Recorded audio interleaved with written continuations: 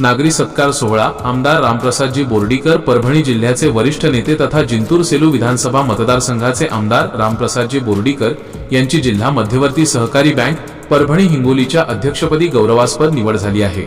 या महत्त्वपूर्ण निवडीबद्दल त्यांचा सत्कार करण्यासाठी एका दिमाखदार नागरी सत्कार सोहळ्याचे आयोजन करण्यात आले आहे।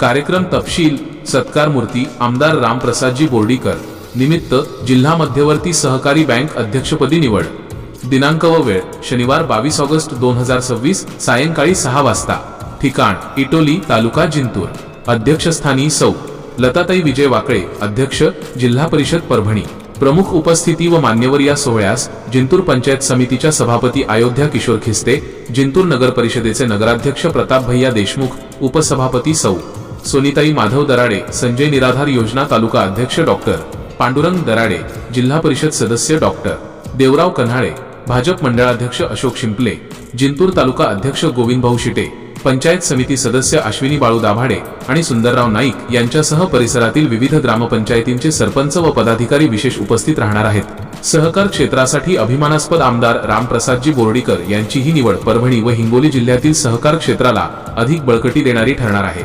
या उल्लेखनीय यशाबद्दल सर्व स्तरातून त्यांच्यावर अभिनंदनाचा वर्षाव होत आहे।